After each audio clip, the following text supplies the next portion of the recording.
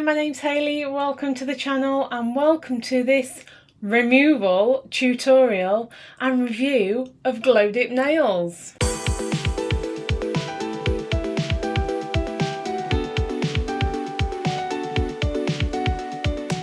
So here we are. It is just over 2 weeks since I put these nails on. And there are no chips, no cracks. I am really pleased with how this mani has held up. And you can see even the top coat is still really shiny. I mean, there's knocks and scratches because I am not a careful person at all. I've got a decent amount of growth for 2 weeks. I mean, my nails do not grow evenly, but I really think that this would definitely last another week, 2 weeks even. I mean, I wouldn't keep the colour on that long. I'm already a bit stressed because I've had it on for 2 weeks. But this is just really good. As it stands right now, I am really impressed with Glowdip. It has lasted beautifully. What I would say for sure is good quality liquids and technique of application are the two most important things in getting a long-lasting, good coverage manicure with dip powder. So when you're first starting, technique is not going to be your best friend. There is a bit of a learning curve, but as I've always said previously, one of the things that I love about dip powder is the fact that if you do make mistakes, they are quite easy to correct. And even if you're only a week in and you get a chip somewhere, it's really easy to repair. And then as you go on, your technique improves. You've got a manicure on for 2 weeks and there is no damage, no nothing. And I am heavy-handed. I mean, God, you look at my hands in every video I've ever done.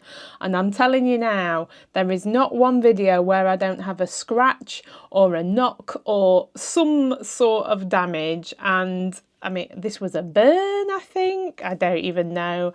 And I have upped my game in the hand damage quota this time. This wonderful scar I have gained on my hand. I've got a little bit there as well, actually. My little boy dropped a plate. And it was fine and picked up the bits because when it's, you know, ceramic, it's not glass, so it's quite safe generally to pick it up and put it in the bin. But it was when I was taking the bin bag out of the bin and I just held it and pulled it too hard, and there was obviously a sharp bit of the plate straight across my hand. And it's in a really awkward place, so it was like stinging for 3 days. But we do seem to be on the healing path now.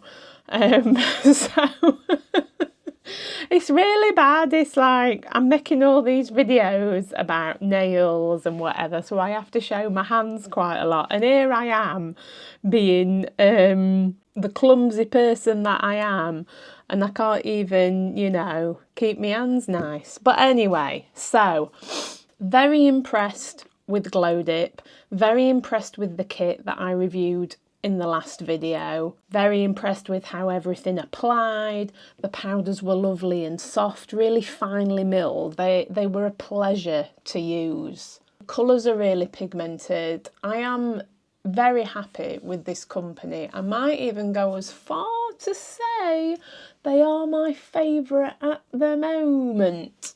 So I'm sort of struggling to find any negatives because I do like to give as honest and balanced opinion as I can. The only thing I can't comment on at the moment is how easy do the liquids contaminate. And I'm afraid to say most contamination problems are our fault. I do try to wipe the brush off whenever I remember, but I don't know, I forget and I'm a bit lazy sometimes. but I'm going to keep using Glowdip, so I will be able to give a more rounded opinion as the months go on. So on to the removal, and I'm going to be using one of the removal methods that they suggest. And in fact, when you buy the kit,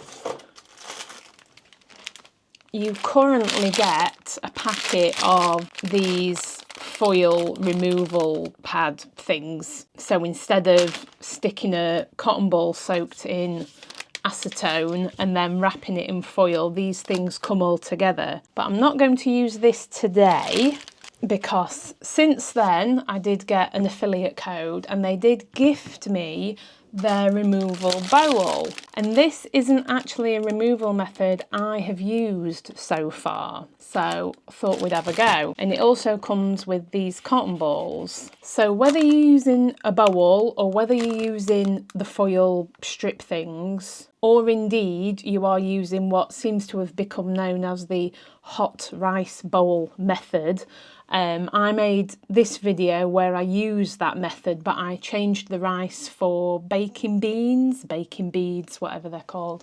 I found using rice a bit of an ick.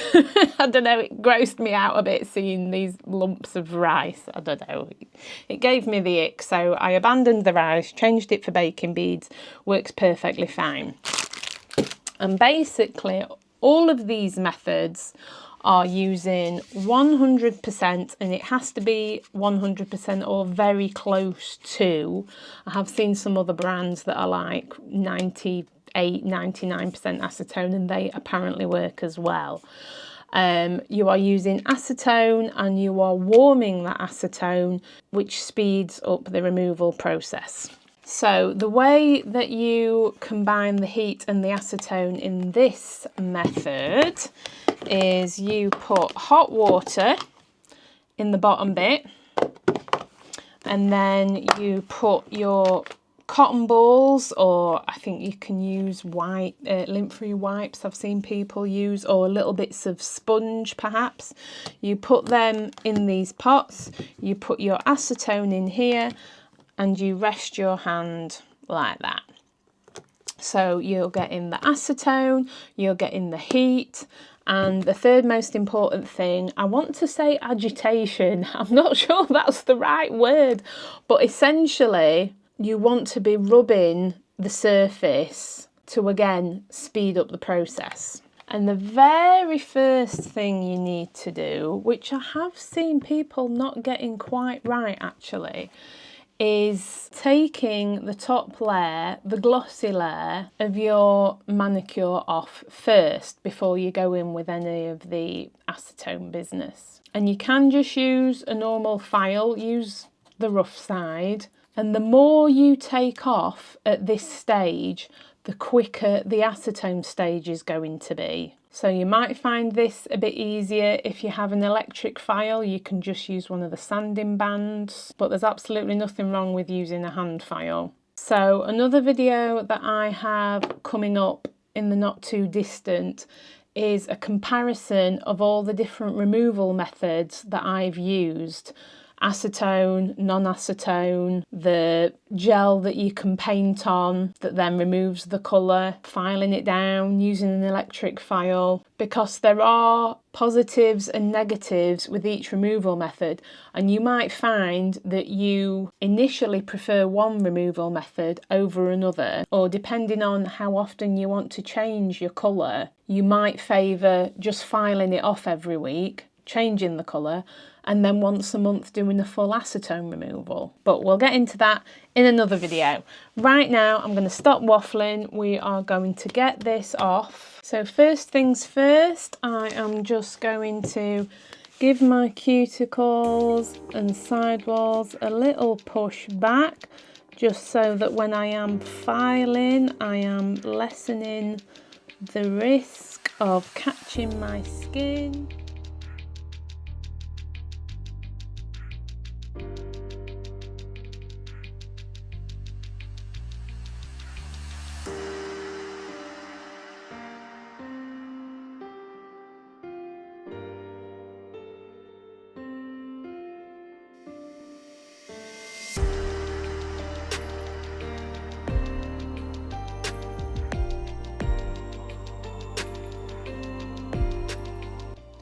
So here is our quick comparison. You can see the hand that I haven't filed and the ones that I have. This one I did with the hand file, and these ones I did with my electric file, just with a sanding band. I would always advise wearing a mask. To be honest, when the weather's nice, I do the filing outside. It's just so much easier. The dust blows away with the wind. I do have a dust extractor machine, but they're so noisy, I can only really use it with my headphones in.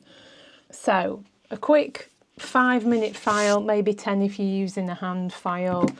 And we're going to get our bowl. I've got my acetone. I have got my little cotton buds. This is a little resealable bag actually, which is quite cute. So we're going to pop in 1, 2, 3, 4, 5. I am going to get some hot water, and I will set up a timer to see how long this method takes, because I haven't actually done this before.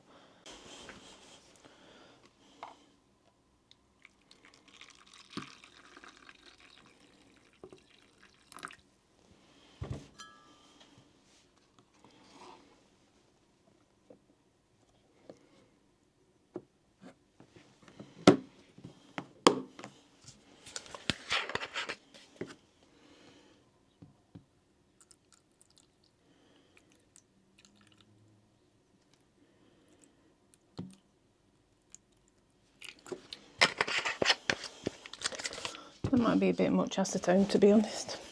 I'm also going to put some cuticle oil just to protect my skin a little.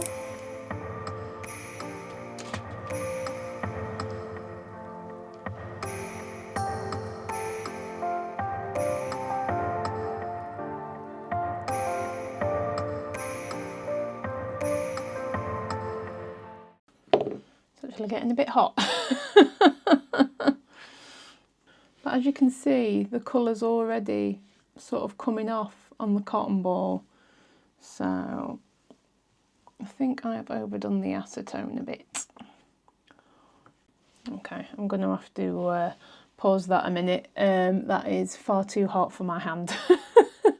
I think the water I have put in here, maybe I've overfilled it. Let's see if I can do this without. Let's pour a bit out.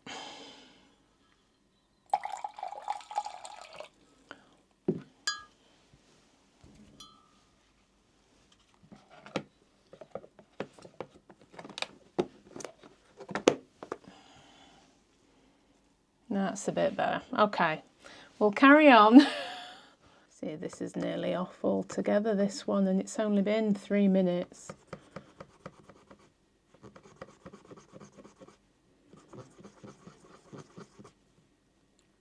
See how easily that's coming off. Glitter can be more difficult to remove. Well, this is coming off quite nicely actually.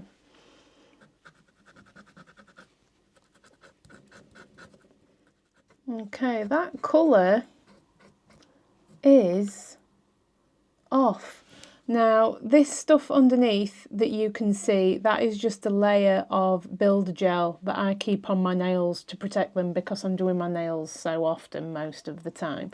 But you can see, you know, we're not even at 7 minutes, and that was 4 layers of dip powder that has come off really easily.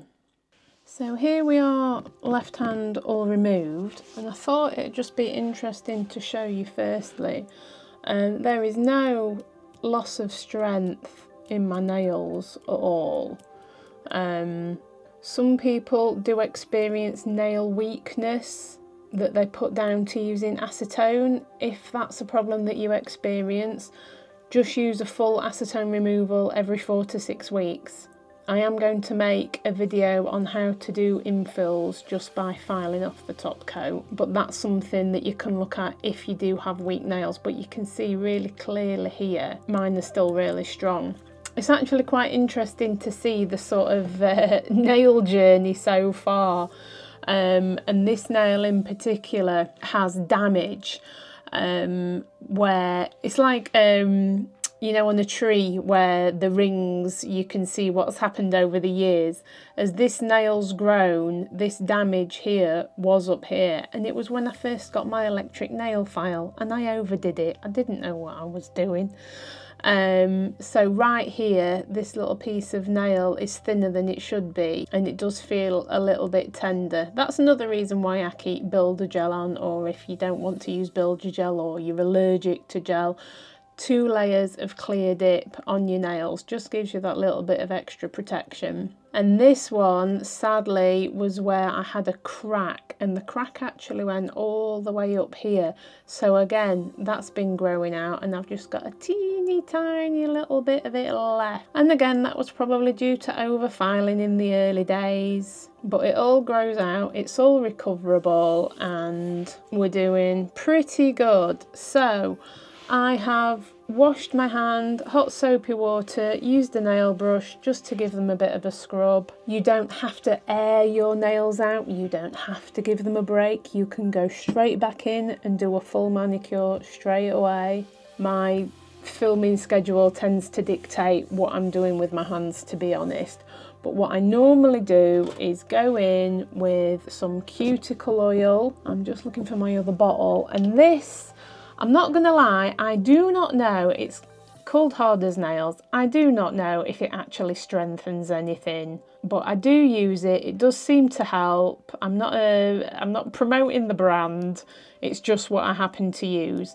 And I will put a couple of coats of this on just to give my nails that extra little bit of protection until I'm going in, normally the following day, to do a full manicure. And I also use a hand moisturiser. I've got lots of different ones littered about the house. This is a Korean one, Haru's the brand. It just smells really nice. I've got all sorts. I suffer from dry hands, so I have a moisturiser literally in every room in my house. And that is basically that. I won't do any shaping or filing unless there's something major that I need to get rid of, like if I wanted to get rid of this little crack. But at this moment in time, I would just leave it, I would just protect it. So the next video we're going to see in this little series is my perfect prep routine, where I will be showing you all the little tips and tricks that I've picked up to get a better looking manicure, to help prevent lifting and cracks and all the rest of it. So thank you so much for watching. I hope you've enjoyed this video. Please consider subscribing and liking. It really does help. And I will see you on the next one for a bit of prep. Thank you so much. Bye.